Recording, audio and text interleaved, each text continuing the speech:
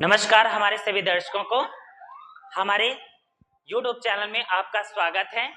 आज हम आपको पढ़ाने जा रहे हैं इंडियन पॉलिटी, भारतीय राज्य व्यवस्था, भारतीय संविधान। भारतीय संविधान के तहत आप आज पढ़ने वाले हैं मौलिक अधिकार।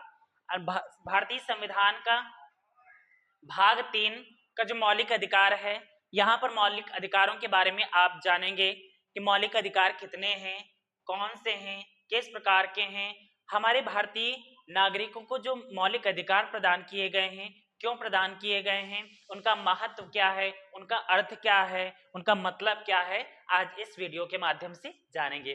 तो आइए चलते हैं, क्लास अपनी स्टार्ट करते हैं। हमारा चैनल है स्टडीवेल 77। यहाँ पर देख रहे हैं जीएस जीके क्लास आपकी जो चल रही है, जीएस जीके की। यहाँ पर जीएस जीके, इंडियन पॉलिटी, भारतीय राज्य व्यवस्था एवं भारतीय संविधान एवं राज्य व्यवस्था, ये क्लास जो आपकी चल रही है यूपीएससी, यूपीपीसीएस, स्टेट पीसीएस किसी के लिए भी, और bank, SBI, IBPS, PO, SSC, UPS, UPSI, UPP, NTPC, RRB, SSC, GD, ये क्लास यहाँ पर जो भी कंटेंट आपको मिल रहा है ये सभी प्रतियोगी परीक्षाओं के लिए बहुत ही ज्यादा महत्वपूर्ण है। तो आइए चलते हैं, क्लास अपनी स्टार्ट करते हैं। यहाँ पर देखेंगे आज फंडामेंटल राइट्स। फंडामेंटल राइट्स में क्या होता है, ये फंडामेंटल राइट्स क्या होते हैं, इनके बारे में जानेंगे।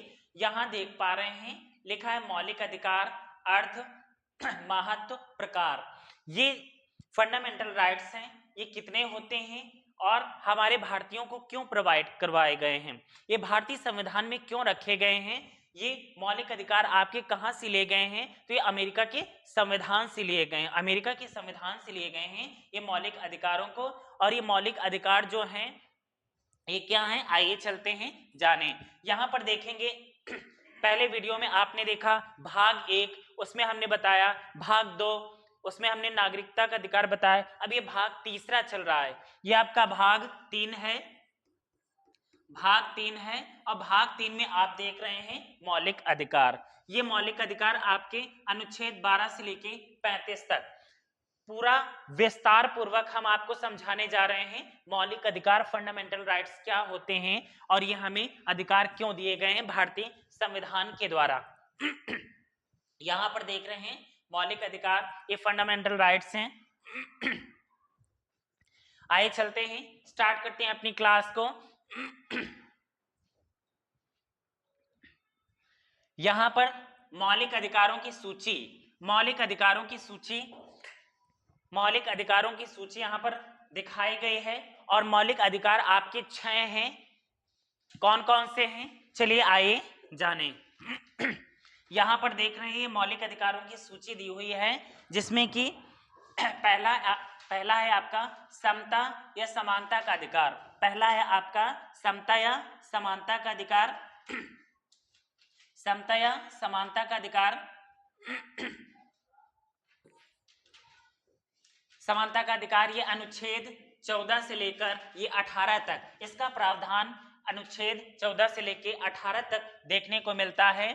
टू इक्वालिटी, इक्वालिटी आर्टिकल, यहाँ पर इक्वालिटी, राइट टू इक्वालिटी, ये है आपका राइट टू इक्वालिटी, यानी समता या फिर समानता का अधिकार। हमारे समस्त भारतीयों को जो अधिकार दिए गए हैं 14 से 18 तक, तो सभी प्रकार की समानता अर्थात हर एक क्षेत्र में समान रहने के अधिकार बताए गए हैं।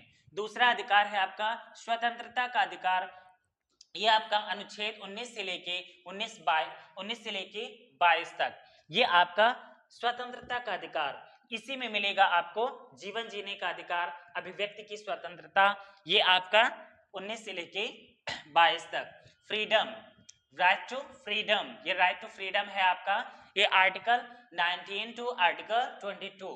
आगे देखते हैं, यहां पर शोषण के विरुद्ध अधिकार, तीसरा है आपका शोषण के विरुद्ध अधिकार। इसमें देखेंगे आर्टिकल 23 टू आर्टिकल 24, यहां पर राइट अगेंस्ट एक्सप्लॉयटेशन, यहां पर देख रहे हैं आर्टिकल 23 टू आर्टिकल 24। यहां पर अनुच्छेद 23 से लेके 24, यहाँ पर है शोषण के विरुद्ध अधिकार। अगला देखेंगे, चौथा अधिकार है धार्मिक स्वतंत्रता का अधिकार। ये अनुच्छेद 25 से लेके 28 तक देखने को मिलेगा। तो right to freedom of religion, तो यहाँ पर देखेंगे धार्मिक स्वतंत्रता का अधिकार अर्थात धर्म के बारे में बताया गया है कि आप किसी भी धर्म को अपना सकते हैं, कहीं भी जा सकते हैं, कोई भी पाबंद नहीं है।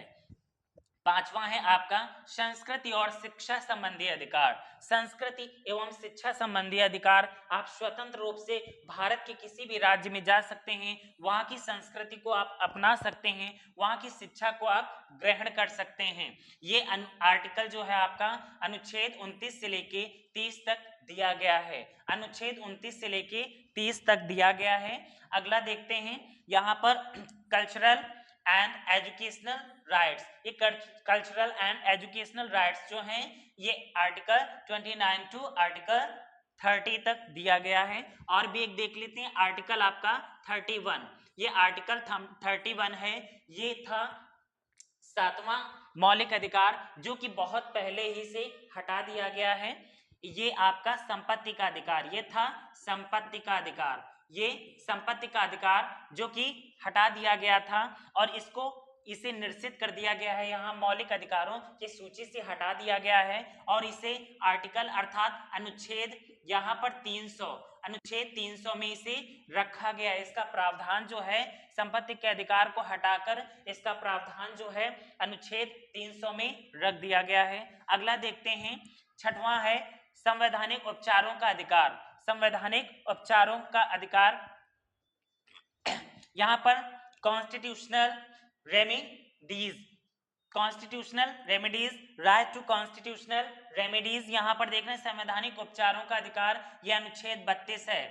राइट टू यहाँ पर देख रहे हैं अनुच्छेद 32 आर्टिकल 32।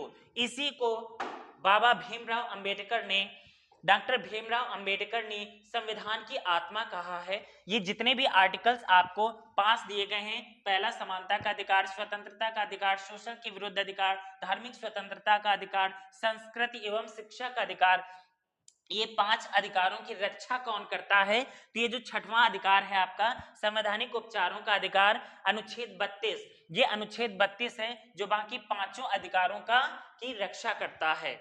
यदि ये 5 अधिकारों में से अगर हमारे अधिकारों का हनन हो रहा हो या किसी भी प्रकार से हमारे या अनर्गल तौर तरीके से ये हमारे अधिकार में ना आ रहे हो, तो इसकी जो अगर हम अपनी याचिका दायर करते हैं तो ये संवैधानिक उपचारों का अधिकार जो कि अनुच्छेद 32 को लेकर हम अपनी याचिका या फिर रिट हम दायर कर सकते हैं, वो भी न्यायालय में। अनुच्छेद 32 को ही बाबा भीमराव अंबेडकर ने संविधान की आत्मा कहा है। आगे देखते हैं, ये हमारे मौलिक अधिकारों की फंडामेंटल राइट्स की सूची है। अब आगे इसी के अंदर के जितने भी अनुच्छेद हैं आर्टिकल यहाँ पर 14 टू 18, तो यहाँ पर देखेंगे 14, 15, 16, 17, 18, इसके बाद 19, 20, इस प्रकार से सभी आर्टिकल्स 1 बाय 1 करके हम देखेंगे और किसमें कौन सी बात कही गई है इसके बारे में जानेंगे। तो आइए चलते हैं, देखते हैं। सबसे पहले ये आपके वही 6 मौलिक अधिकार रखे हुए हैं। चलिए आगे स्टार्ट करते हैं। यहाँ पर देख रहे हैं फंडामेंटल राइट्स, यहाँ पर जो अधिकार हैं ये मौलिक अधिकार हैं, ये कानून के तहत हम समस्त भारतीयों को प्रोवाइड कराए गए हैं, यानी दिए गए हैं। यहाँ पर देख रहे हैं लॉ, ये जो संविधान है तो एक प्रकार का कानून है और इस कानून जो है ये एक प्रकार की बहुत बड़ी व्यवस्था है। इस व्यवस्था के तहत ही पूरा संपूर्ण भारत देश चल रहा है। यहाँ पर न्यायपालिका, कार्यपालिका और व्यवस्थापिका, इसके तहत ये सरकार के 3 अंग हैं जो इसके तहत ही पूरे भारत देश की व्यवस्था चल रही है। तो यहाँ पर देख रहे हैं कानून के तहत ये पूरा कानून का ढांचा यहाँ पर दिया गया है। देख रहे हैं मौलिक अधिकार, अगर आपको मौलिक अधिकार चाहिए तो उनके साथ साथ आपको कर्तव्य भी निभाना होगा। तो यहाँ पर आपको कर्तव्य, मौलिक कर्तव्य और मौलिक अधिकार दिए गए हैं। तो आइए चलते हैं, स्टार्ट करते हैं। यहाँ पर देख रहे हैं संविधान क्या है और मौलिक संविधान के तहत हम बताने जा रहे हैं कि ये जो अधिकार आपको दिए गए हैं 6 अधिकार, तो ये किस प्रकार से दिए गए हैं, किस आधार पर दिए गए हैं। भारतीय संविधान के भाग 3 यहाँ पर देख रहे हैं, भाग 3 भारतीय जो संविधान है, तो भारतीय संविधान का भाग 3 में मौलिक अधिकारों का वर्णन है। मौलिक अधिकारों का वर्णन है। ये अधिकार नागरिकों को संवैधानिक सुरक्षा प्रदान करते हैं। हमारे समस्त भारतीयों को मौलिक अधिकार जो है तो संवैधानिक सुरक्षा प्रदान करते हैं कि अगर आपके अधिकारों के साथ कोई हनन हो रहा हो या आप कोई व्यक्ति सता रहा हो या किसी प्रकार से आपको प्रताड़ित कर रहा हो, तो आप संविधान के इस भाग 3 में मौलिक अधिकारों के तहत आप अपनी सुरक्षा का उत्तरदायित्व कानून को सौंप सकते हैं। आगे देखते हैं। और इन्हें किसी भी कानून या प्रशासनिक आदेश द्वारा नहीं छीना जा सकता। यानी कोई कानून, ये सारे अधिकार जो दिए गए हैं तो कोई कानून या कोई व्यक्ति हमसे छीन नहीं सकता। मौलिक अधिकारों के मुख्य बिंदु इस प्रकार से दिए गए हैं। चलिए आइए देखते हैं। मौलिक अधिकारों की सूची दी गई है जिसमें कौन कौन से अधिकारों में क्या क्या बताया गया है। यहाँ पर देख रहे हैं समानता का अधिकार। समानता का अधिकार अर्थात समता का अधिकार, इसी को कहते हैं राइट टू इक्वालिटी। ये आपका right to equality article 14 to 18 यहाँ पर देख रहे हैं, जो अनुच्छेद 14 से लेकर 18 तक का प्रावधान यहाँ पर दिया गया है। और यहाँ पर किस किस चीजों में ये समानता दी गई है, तो कानून के समक्ष समानता। कानून के समक्ष समानता अर्थात कानून जो है, भारतीय कानून है तो ये कानून सभी को समान मानता है। किसको किसको? जाति। यहाँ पर देखते हैं जाति, यानी कानून जो है तो जातियों में किसी भी प्रकार का कोई भेदभाव नहीं करेगा। जाति के तहत धर्म, हमारे भारत देश में सभी धर्म के लोग एकजुट होकर मिलजुल कर रहते हैं, इसलिए भारत देश को एक धर्मनिरपेक्ष या पंथ निरपेक्ष देश भी कहा जाता है। तो यहाँ पर जो कानून है, भारत का संविधान है, तो ये ना तो जाति के आधार पर कोई भेदभाव करेगा और ना ही धर्म के आधार पर कोई भेदभाव करेगा और ना ही लिंग। ये लिंग क्या है? ये लिंग अर्थात लड़का और लड़की, पुरुष है या महिला, ये किसी भी प्रकार से कोई भेदभाव नहीं किया जाएगा कि ये महिला है तो इसका शोषण किया जाए, ये पुरुष है तो इसके अधिकारों का हनन किया जाए। तो यहाँ पर किसी भी प्रकार से जाति, धर्म, लिंग में कोई भेदभाव नहीं किया जाएगा। या फिर जन्म स्थान के आधार पर भेदभाव का निषेध दिया गया है अनुच्छेद 14 से लेके 18 तक। कि यहाँ जाति के नाम पर, धर्म के नाम पर या लिंग के नाम पर किसी भी प्रकार से आपके अधिकारों का हनन नहीं किया जाएगा, भेदभाव नहीं किया जाएगा। जन्म स्थान के नाम पर भेदभाव नहीं किया जाएगा कि आपका जन्म यदि यहाँ हुआ है, यानी आपका जन्म, आप उत्तर प्रदेश के रहने वाले हैं तो आप महाराष्ट्र में नहीं रह सकते, ऐसा कोई भारतीय संविधान में प्रावधान नहीं दिया गया है कि आप अपने भारत देश में किसी भी राज्य में, किसी भी गांव में, किसी भी शहर में स्वतंत्र रूप से रह सकते हैं। आगे देखते हैं। दूसरा है स्वतंत्रता का अधिकार, right to freedom. Right to freedom जो है आपका आर्टिकल 19 टू आर्टिकल 22 तक दिया गया है। इसका प्रावधान अनुच्छेद 19 से लेकर 22 तक इसका प्रावधान दिया गया है। यहाँ पर बताया गया है विचार, अभिव्यक्ति, विश्वास, धर्म और संस्कृति की स्वतंत्रता। आपको विचार करने का अधिकार है। आप अपने स्तर पर क्या सोच रहे हैं, क्या विचार कर रहे हैं, सरकार के प्रति, कानून के प्रति, इस समाज के प्रति, अपने देश के प्रति क्या विचार कर रहे हैं, आप उचित विचार कर रहे हैं तो यहाँ पर बिल्कुल आपको कुछ भी विचार करने का अधिकार है, सोचने विचारने का अधिकार है।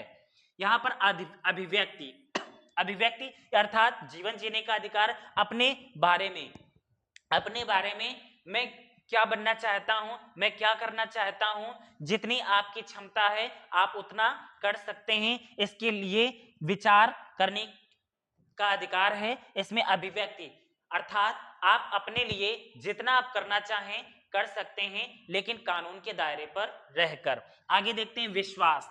यहाँ पर विश्वास एक ऐसा तथ्य है जो हमारे देश की संरचना करता है, हमारे देश का निर्माण करता है और विश्वास के आधार पर ही एक मतलब कई प्रकार के रिश्तों का निर्माण होता है, अर्थात रिश्ते बनते हैं। हम कहीं भी जाते हैं, हम अगर हम पर दूसरा व्यक्ति विश्वास करता है तो उस विश्वास के आधार पर या कानून के प्रति हमें विश्वास या श्रद्धा या आस्था रखनी चाहिए कि हमारे साथ कभी गलत नहीं होगा, यदि होगा तो हमारे साथ कानून है। आगे देखते हैं धर्म। धर्म के आधार पर आपके साथ कोई भेदभाव नहीं किया जाएगा कि आप किस धर्म के हैं, हिंदू हैं, मुस्लिम हैं, सिख हैं, ईसाई हैं, पारसी हैं, जैन हैं, बौद्ध हैं, आप जिस भी धर्म के हैं। तो ये जो भारतीय संविधान है, तो भारतीय संविधान कहता है हम किसी भी धर्म को नहीं मानते हैं। जो धर्म है हमारे भारत देश में, हम सभी धर्मों को समान समानता देते हैं। वही आपका समानता का अधिकार, अर्थात धर्म के आधार पर कोई भी किसी भी प्रकार का आपके साथ भेदभाव नहीं किया जाएगा। धर्म और संस्कृति, आप स्वतंत्रता का अधिकार मिला है, आप विचार कर सकते हैं। अगर आप उत्तर प्रदेश में रहते हैं तो आप तमिलनाडु जा सकते हैं, घूमने फिरने जा सकते हैं। ये इसकी आपको स्वतंत्रता है। भारत के आप किसी भी राज्य में, किसी भी गांव में, किसी भी शहर में या किसी भी जिले में जा सकते हैं, वो भी स्वतंत्र रूप से। अभिव्यक्ति विश्वास के साथ जा सकते हैं। धर्म में किसी भी आप कोई भी धर्म अपना सकते हैं।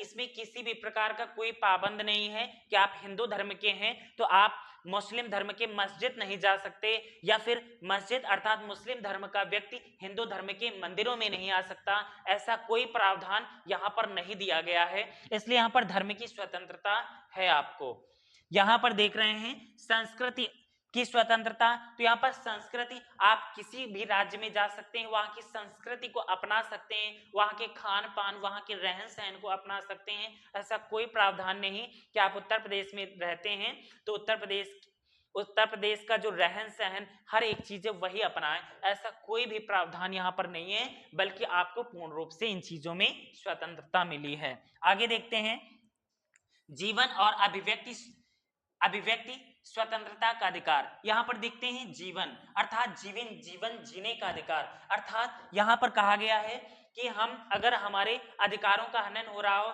यदि हमारे जीवन जीने में या हम अपना जीवन जी रहे हैं, अपने परिवार का पालन पोषण कर रहे हैं, तो दूसरे व्यक्ति को ये अधिकार नहीं है कि वो आपके जीवन पर किसी भी प्रकार का कोई हस्तक्षेप करे, और ये आर्टिकल 21 में पूर्ण रूप से दिया गया है। यहाँ पर देख रहे हैं अनुच्छेद 21 जो है, तो इसे ही कहते हैं निजता का अधिकार। निजता का अधिकार इसे कहते हैं निजता का अधिकार। यदि कोई भी व्यक्ति आपकी जीवन में यानी आपकी निजी जीवन में कोई हस्तक्षेप करता है या पर्सनल लाइफ में कोई इंटरफेयर करता है या किसी भी प्रकार से आपको प्रताड़ित करने की कोशिश करता है, या आप जो भी अच्छा काम कर रहे हैं तो उस पर उंगली उठाता है या किसी भी प्रकार से आपको परेशान करने की कोशिश करता है, तो आप अपनी याचिका अनुच्छेद 32 के तहत आप ये न्यायालय में अपनी रिट दायर कर सकते हैं। यहां पर देख रहे हैं जीवन जीने का अधिकार अर्थात जीवन की स्वतंत्रता,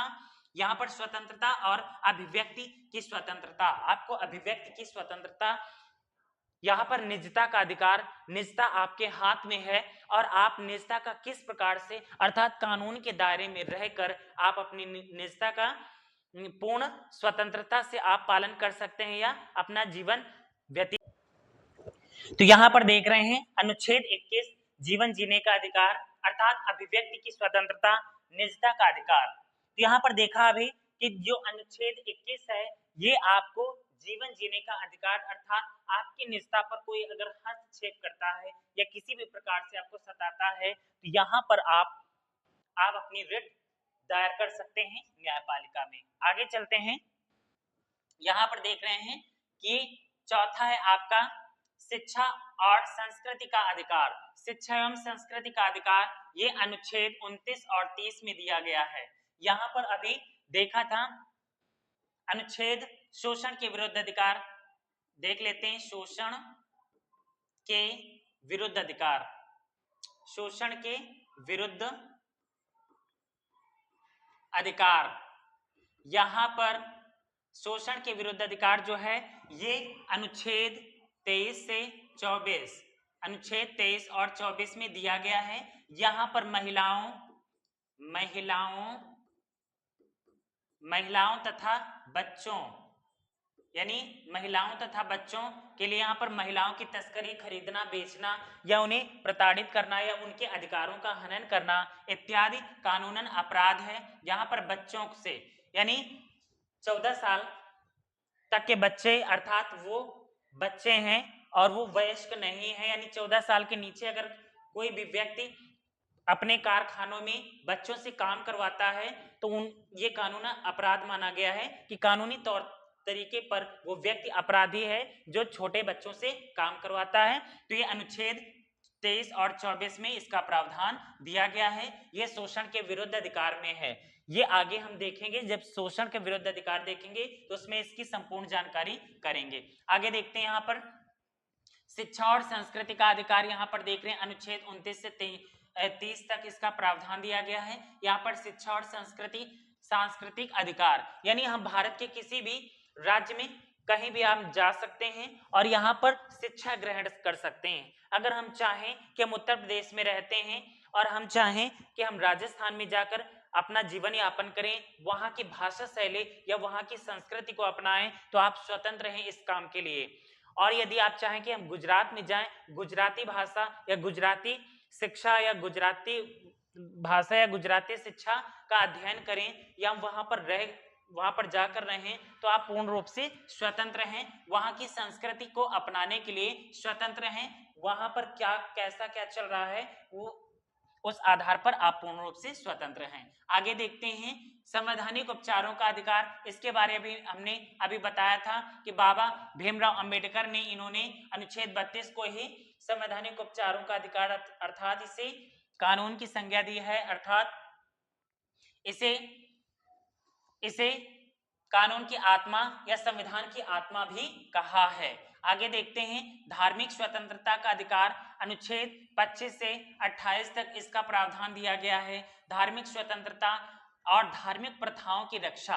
यहाँ पर यदि आप हिंदू धर्म के व्यक्ति हैं, यदि पूजन करते हैं, भगवान को मानते हैं या ईश्वर पर पूर्ण आस्था रखते हैं, तो दूसरा व्यक्ति कोई आपके इस पूजा पाठ या आपके आस्था या भगवान पर कोई उंगली नहीं उठा सकता या फिर वो किसी भी प्रकार से हस्तक्षेप नहीं कर सकता कि आप ईश्वर को क्यों मानते हैं, भगवान को क्यों पूजा करते हैं, आप पत्थरों को क्यों पूजते हैं, ऐसा वैसा, ये सारी चीजें कोई आप पर प्रश्न नहीं कर सकता। अगर ऐसा कुछ करता है तो कानूनी तौर तरीके से वो अपराधी है। क्योंकि यहाँ पर धार्मिक प्रथाएं, कुछ ऐसी प्रथाएं भी चल रही हैं हमारे समाज में जो रूढ़िवादी प्रथाएं हैं, जो अनर्गल हैं।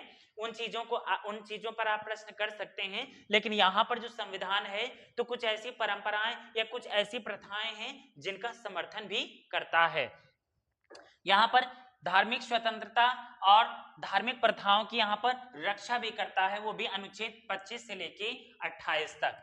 तो यहाँ पर आपने देखा कि भारतीय संविधान के जो मौलिक अधिकार हैं, तो मौलिक अधिकारों में ये मौलिक अधिकार जो हैं तो एक प्रकार से कानून है और यहाँ पर कानूनी तौर तरीके से जो आपको अधिकार, फंडामेंटल राइट्स प्रोवाइड कराए गए हैं, इनका किसी भी प्रकार से हनन नहीं हो सकता और आप अपने अधिकारों के लिए पूर्ण स्वतंत्र हैं।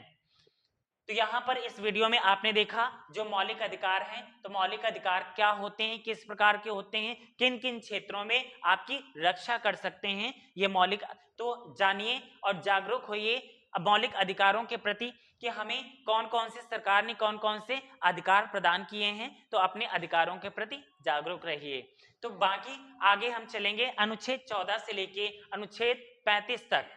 अनुच्छेद 14 से 35 तक जो अनुच्छेद ये फंडामेंटल राइट्स के हैं, ये अगले वीडियो में हम आपको बताने जा रहे हैं। तो फिलहाल यहीं तक हमारे इस चैनल को स्टडी वेल 77 को सब्सक्राइब करें, लाइक करें एंड शेयर करें, ज्यादा से ज्यादा शेयर करें ताकि आपके लिए हम अच्छे से अच्छा कंटेंट ला सकें। Thank you so much for watching this video.